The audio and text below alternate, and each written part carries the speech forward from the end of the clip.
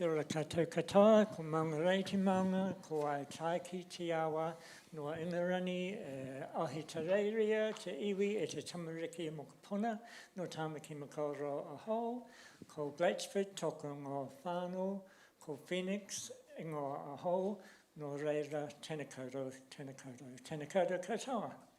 So I've been a positive speaker, community educator for the Positive Speakers Bureau for 6+ years now.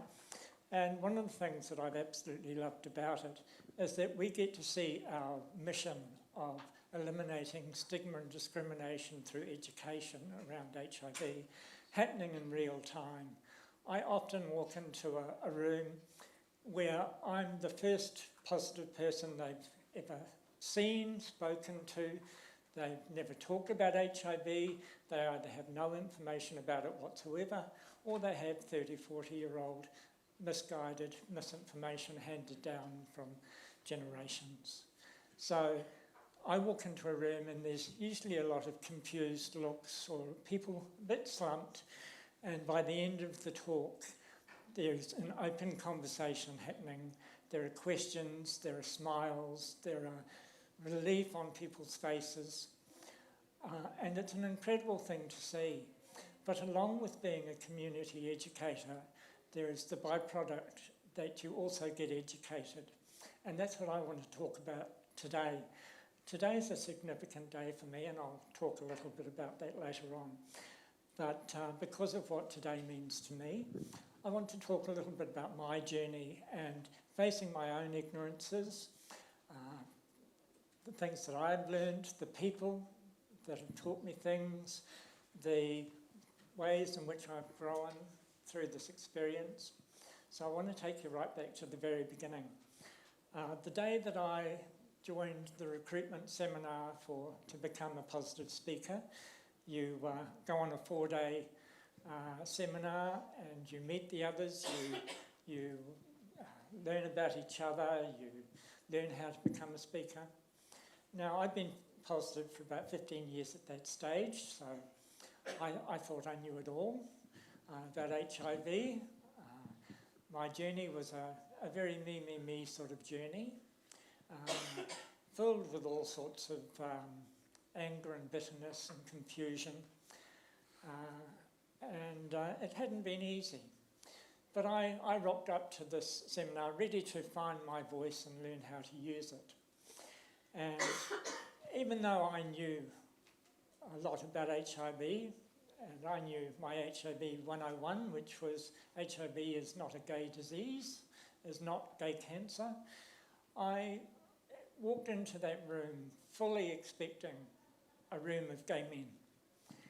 And when I walked in and saw most of them were women in their 20s to their 70s, they were mothers, they were grandmothers, they were wives, and I heard their stories, my pity party stopped immediately. And I listened to what these women had to say, and I realised that I may be part of a journey on helping eliminate stigma and discrimination, but the true people here, the real heroes, the people that were going to help achieve this were these amazing women. Because when I walk into a room and I tell my story, guaranteed most of the people in that room are thinking, well, yes, of course he's HIV positive, he's a gay man. But when a woman walks into the room and says, I'm HIV positive, people sit up and they pay attention, because suddenly that becomes their sister or their wife or their mother or their grandmother. And I, of course, as a gay man, as an HIV positive gay man, have a coming out story. But how much more difficult is that coming out story when you're an HIV positive woman? So these women were my heroes, and that was my introduction. Then I want to take you to my next learning experience, where I learnt a lot about myself and about HIV and its trajectory. It was my first ever World AIDS Day as a speaker. Now, I'd been to a lot of World AIDS Day events. They were traumatic. I was 19 when I came out, and I was 21 when HIV/AIDS reached our shore. So they were difficult times. And I watched my friends drop like flies. I lost 30 friends before they all died before the age of 30, and I started losing count after that. So I was going to a lot of World AIDS Day events, and they were hard. They were horrific. They were filled with grief and anger and confusion. And so when I was asked to go and speak at a World AIDS Day, that's what I had to go on. And so that's where my speech was headed, which was quite gloomy. And I turned up to this World AIDS Day event, and I thought I was in the wrong place because there was people in brightly coloured clothing, and there was music, and there was drag queens, and there was laughter, and there was fun. And I thought, well, okay, this is clearly a rainbow event, but I'll ask them where the World AIDS Day event is, because this can't be it, you know.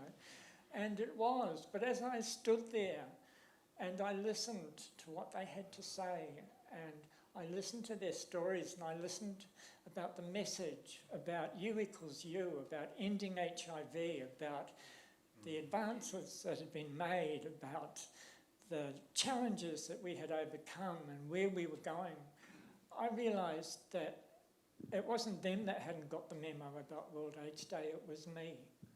Times were changing, and it was time for me to get on board, because this is how we were going to get the message of HIV and stigma and discrimination around HIV out. Through this positivity, through this trajectory of the advancements that had been made and where we were going with HIV, it was an incredible time. Shortly after that, I was asked to do something that was going to be something really healing for me.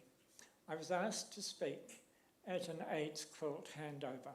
Now that's where the family of the person that died, who had this quilt made for them, has said, okay, this is time to hand this over to the then New Zealand AIDS Foundation, now the Burnett Foundation. So this quilt that has meant so much to this family can join the other quilts to become one as part of our history. And so I was asked to speak this day, and I didn't know who I was going to be speaking about. I knew a little bit about what I should say, and I had my speech prepared as a good speaker does. And then I turned up to the event and saw the name on the quilt. So it was somebody I knew, somebody I loved. And I hadn't heard from this person for a long time, and I had wondered what happened to our friendship, why he stopped speaking to me, why he stopped taking my calls. And there was my answer. So my carefully prepared speech went out the window, and I spoke from my heart. And I was able to tell his family what an amazing artist he was, what a poet, what a friend, how funny he was, and how he lit up a room. And it made the parents' day, and it made mine, because I got closure, and I got to say goodbye to Grant. And I walked out of there feeling lighter as a person, and it was a beautiful, beautiful part of my journey. I want to skip forward quite a bit. I only have a short period of time. I could talk to you for days on the things that I've learned. But there's one really important one that happened about 18 months ago. And it was significant in so many ways because of where this talk took place. Because this talk took place at a nursing home, at a retirement village. And I'm going to pause for a moment to let you think about that. It was the first time I realised, like I'd been undetectable for years by that stage, and I knew I was going to live a long life. I knew I was no longer going to die of this disease, but it wasn't until I was there talking in this nursing home, in this retirement village, that it dawned on me that we were getting older, that I was getting older, and that we were going to need these nursing homes. We were going to need retirement villages, and we were going to need these people to be educated because they don't know we're coming. So the director of nursing there, he was a very wise person because he knew nothing about HIV and he knew that was dangerous. And they had their first HIV resident. She was a 72-year-old woman. She was on her medications and she was undetectable. But they didn't know what that meant. All their nursing staff there either knew nothing about HIV or they knew information from 30 or 40 years ago when they worked with the first AIDS patients in the islands or something like that. And we know the understanding of 40 years ago and the care that people got when they were dying of AIDS. So this wise person said, I don't know anything about HIV, I don't know whether what we're doing is correct, etc. So he called us and he said, come and tell us about HIV, come and teach us, we want to know. And that was huge. What he did was amazing. And one thing I always say when I'm talking, or when I'm talking to people who may have no information about HIV, AIDS or something like that, is I say, ask me anything. I'm an open book, and to me the only silly question is a question that is not asked because it is not answered. And if you are thinking that, and if you are thinking it's silly, I can guarantee you virtually everybody else in the room is thinking the same thing. And if you don't ask it and they don't ask it, or if you don't ask me about something, then what you're thinking is going to continue. And that may be harmful. That may be really harmful. So there are no silly questions and there are no silly things to tell me. And we had this really open discussion. And these nurses were telling me about how they wore full PPE whenever they went into the room of this HIV positive person because they didn't want to catch her HIV either through the air or through her faeces or urine if she'd had an accident or anything like that. And they said to me, is it appropriate that we wear our full PPE? And I said, she's on medications and she's undetectable. And she said yes, and we went through the whole thing about what undetectable meant.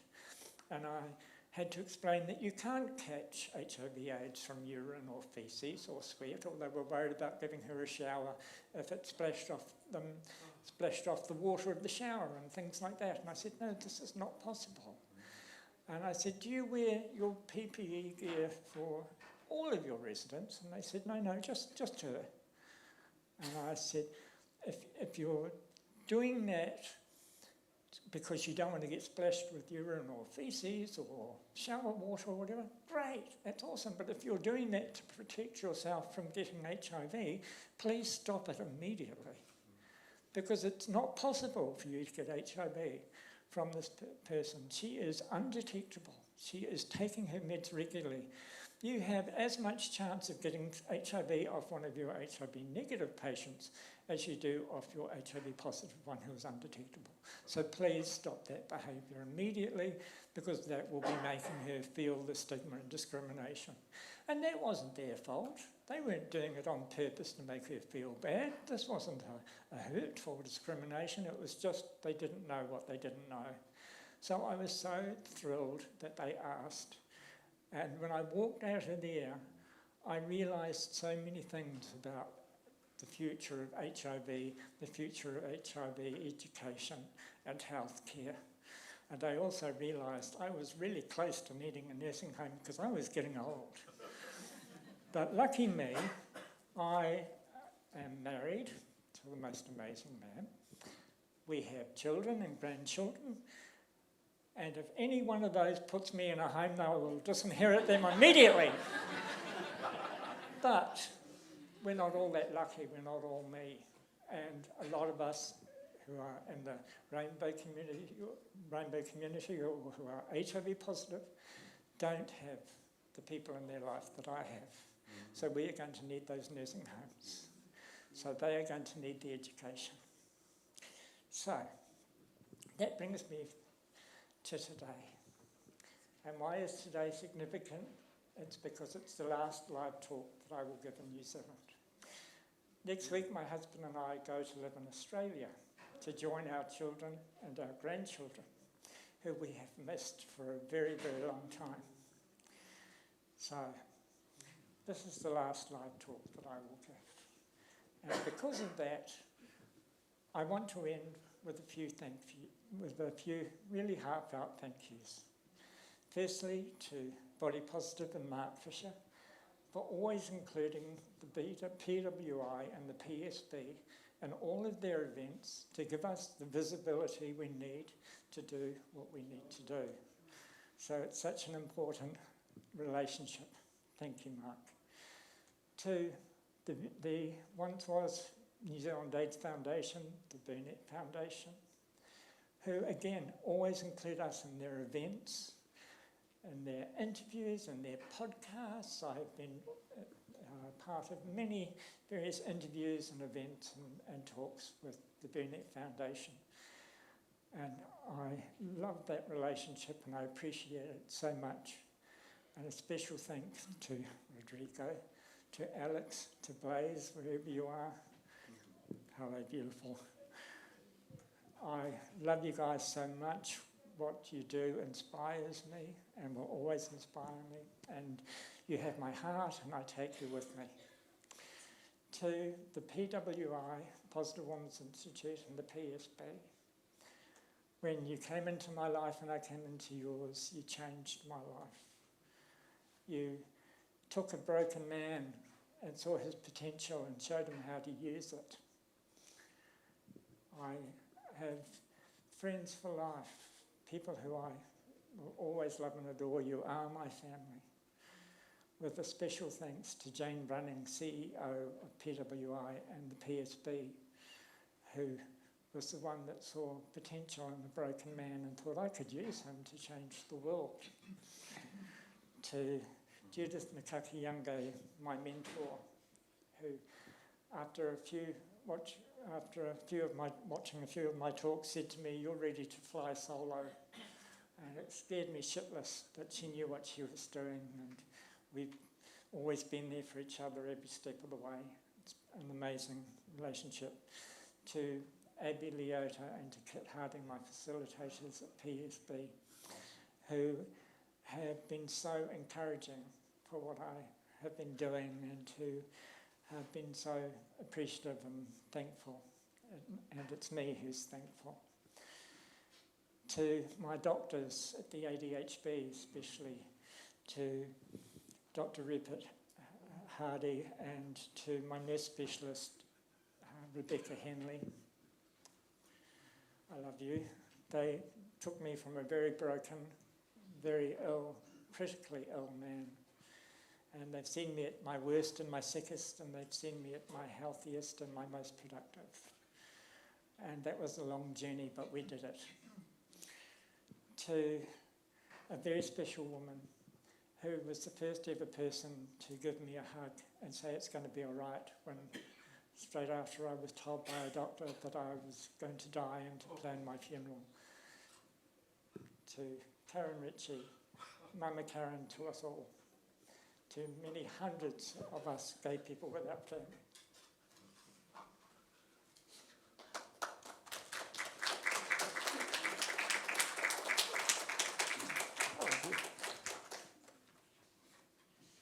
She's been a mother to hundreds, if not thousands, of men who haven't had families. She had a charity for many, many years called the Katia Trust, and she paid for the funerals of HIV positive men who died of men, women, trans, people who died of AIDS, who had no family. So she paid for their funerals, hundreds of them. So these are the heroes that I have in my life that I'm so grateful for, and the last one is my husband. Let's go and have that adventure. I love you. Kia ora.